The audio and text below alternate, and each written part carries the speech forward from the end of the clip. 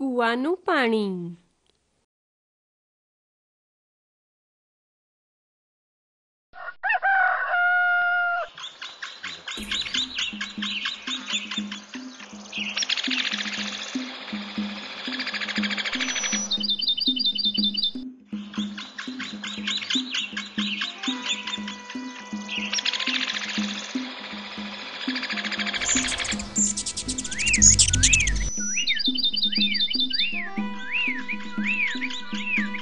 એક કાળે રાજા અકબરના રાજ્યમાં સુખદેવ નામનો એક ખેડૂત રહેતો હતો।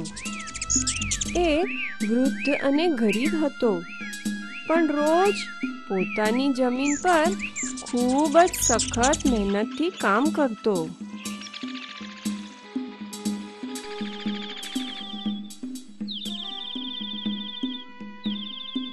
સુખદેવનો એક જુવાન પાડોશી હતો, જેનું નામ હતું બલરાજ।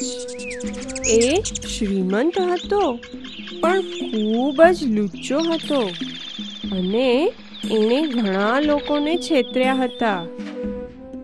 સુખદેવે પૂરા પૈસા દઈ એના પાડોશી પાસેથી એક કૂવો ખરીદ્યો, પણ જલ્દી જ બલરાજ પાછો આવ્યો અને વધારે પૈસા માંગવા લાગ્યો।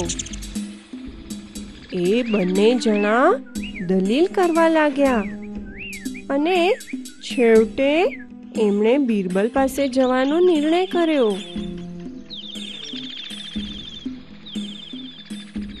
જ્યારે તેઓ બીરબલને મળ્યા ત્યારે ખેડૂતે કહ્યું, સાહેબ, એક સપ્તાહ પહેલા મેં મારા પાડોશી પાસેથી એક કૂવો ખરીદ્યો।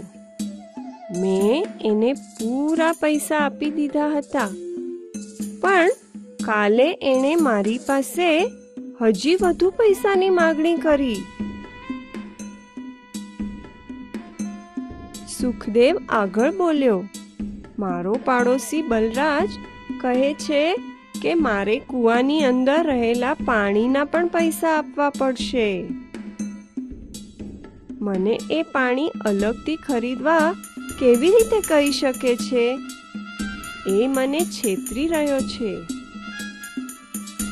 બલરાજે તરત જવાબ આપ્યો, હા, મેં એને કૂવો વેચ્યો છે, પણ પાણી નથી વેચ્યું।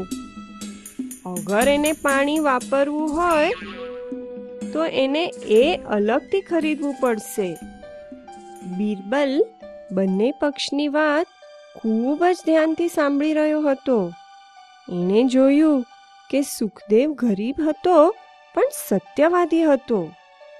બીરબલ તરત જ સમજી ગયો કે બલરાજ ચાલાકીથી ખેડૂતને ઠગવાની કોશિશ કરી રહ્યો હતો।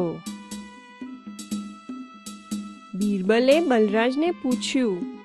તે કહ્યું કે તે આ કૂવો ખેડૂતને વેચી દીધો છે। શું એ સાચી વાત છે? હા, હું કબૂલ કરું છું કે મેં એને કૂવો વેચ્યો છે, એણે જવાબ આપ્યો। તો મને કે, બીરબલે ગંભીરતાથી કહ્યું, તું તારો પાણી એના કૂવામાં શું કામ રાખે છે? તારે કૂવો સુખદેવને વેચવા પહેલા જ એમાંથી બધું પાણી કાઢી લેવું જોઈતું હતું। બલરાજ સ્તબ્ધ થઈ ગયો। બીરબલે ક્રોધિત થઈ એની સામે જોયું અને આગળ વાત વધારી, તારે ખેડૂતને ભાડું ચૂકવવું જોઈએ, કારણ તું એનો કૂવો તારું પાણી રાખવા માટે વાપરી રહ્યો છે। વાંક તારો જ છે। બલરાજ કાંપવા લાગ્યો। એ જાણી ગયો કે એના લાલચુપણા માટે બીરબલે એને પાઠ ભણાવ્યો હતો।